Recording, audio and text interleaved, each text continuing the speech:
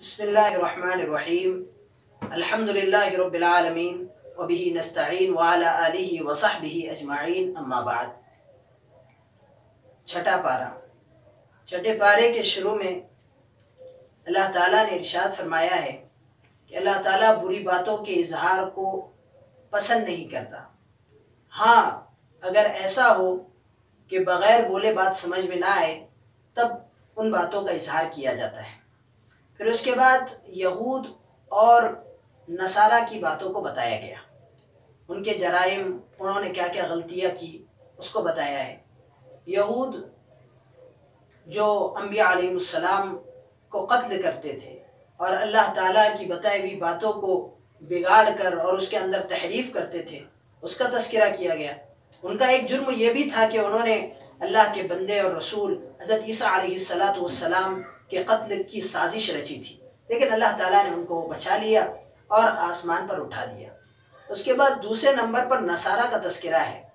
نصارہ جن کو ہم کرسچن کہتے ہیں، تو انہوں نے حضرت عیسیٰ علیہ السلام کو اللہ کا بیٹا مانا ہے، اور وہ یہ کہتے ہیں کہ حضرت عیسیٰ علیہ السلام تین میں سے ایک خدا ہے۔ تو ان کو بتایا گیا کہ دیکھیے، خدا تو ایک ہے اور حضرت عیسیٰ علیہ السلام اللہ کے بندے اور اس کے رسول ہیں، وہ کوئی خدا نہیں ہے۔ ان کی بات کی تردید کی گئی، اور پھر آگے کئی انبیاء علیہ السلام کا تذکرہ کیا گیا، اور کئی انبیاء علیہ السلام کا تذکرہ کیا گیا ہے۔ آخر میں یہ بتایا گیا کہ وہ آدمی جس کی کوئی اولاد نہ ہو تو وہ اس کے مال میں سے حصہ کیسا دیا جائے گا، اس کا ترکہ کیسا ہوگا، اس کی پراپرٹی کیسے تقسیم کی جائے گی، اس کے مسائل کو آخری آیت میں بیان کیا گیا ہے سورہ نساء کی۔ اس کے بعد سورہ مائدہ شروع ہوتی ہے۔ سورہ مائدہ، عربی میں مائدہ کہتے ہیں دسترخوان کو۔ اس صورت میں ایک واقعہ بیان کیا گیا ہے جس میں حضرت عیسیٰ علیہ السلام نے اللہ تعالیٰ سے دعا کی تھی کہ اللہ تعالیٰ آسمان سے ان پر ایک دسترخوان نازل کرے۔ تو اس کے اندر اس واقعے کا تذکرہ ہے، اس لیے اس کو سورہ مائدہ کہتے ہیں۔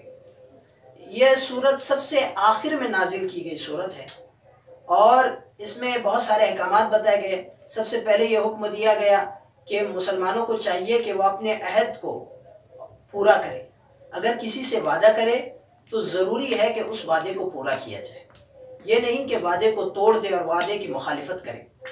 پھر حرام چیزوں کا تذکرہ کیا گیا کہ کون کون سی چیزیں حرام ہیں اور کون کون سی چیزیں مردار ہیں اور ان کا کھانا جائز نہیں ہے۔ لیکن اگر کوئی مجبوری کی حالت میں ہو، یعنی اگر کسی کے پاس کھانے کو کچھ بھی نہ ہو، تو اس کے لیے مردار کے کھانے میں گناہ نہیں ہوگا، لیکن اتنا ہی کھانا جتنا کہ اس کی جان بچ سکے۔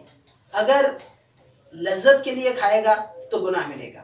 اپنی جان بچانا یہ بھی فرض ہے، اور اپنی جان بچانا فرض ہے، اس لیے ایسی چیزیں جو منع کی گئی ہے ان کو کھا لینے سے گناہ نہیں ہوگا اپنی جان بچانے کے لیے۔ پھر آگے فرمایا وضو، غسل اور تیمم کے مسائل کو بیان کیا گیا ہے۔ اسلام ایک پاکیزگی پسند مذہب ہے۔ اسلام ہمیشہ نظافت کو پسند کرتا ہے کہ انسان صاف ستھرا رہے، اس لیے ہر عبادت کے وقت وضو کا حکم دیا گیا، اور اگر جنابت کی حالت میں ہو تو غسل کا حکم دیا گیا، اور اگر کسی کے پاس پانی نہ ہو تو ایسی صورت میں بھی تیمم کا حکم دیا گیا ہے کہ وہ اس کے ذریعے سے پاکی حاصل کرے اور ایک مزاج اس کا پاکی کا بنا رہے۔ پھر اس کے بعد حابیل اور قابیل کا واقعہ بیان کیا گیا جو تفصیل سے کتابوں میں موجود ہے، علماء کرام سے ہم سننا چاہیے۔ پھر اس کے بعد چوری کرنے والوں کی سزا بیان کی گئی۔ دیکھیے، قرآن کریم میں جو سزائیں بیان کی گئی ہے اس کا مقصد یہی ہے کہ جرم ختم ہو جائے۔ ایسی سزائیں بیان کی گئی ہے جس سے جرم ختم ہو۔ پھر بتایا گیا کہ قرآن دیگر کتابوں سے افضل ہے۔ اس کی وجہ کیا ہے؟ سب سے پہلے تو یہ کہ اللہ تعالیٰ نے بتا دیا تو بس کافی ہے، لیکن پھر بھی قرآن کے اندر وہ تمام باتیں موجود ہیں، جیسے عقائد ہے، عبادات ہے، معاملات ہے، معاشرت، اور تمام مسائل کو اس میں بیان کیا گیا ہے جو دیگر کتابوں میں نہیں ہے۔ اس کی وجہ سے اس کو سب سے افضل کیا گیا ہے۔ اور یہ بتایا گیا کہ یہودیوں پر لعنت کا سب سے بڑی وجہ یہ ہے کہ انہوں نے انبیاء علیہ السلام کو قتل کیا اور اللہ تعالیٰ کے بارے میں ایسی بات کہی جو غلط تھی، اس لیے اللہ تعالیٰ کی طرف سے ان پر لعنت کی گئی حضرت داؤد علیہ السلام کی زبان پر۔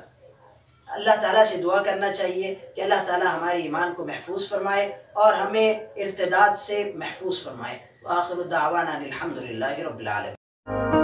Subscribe now and press the bell icon.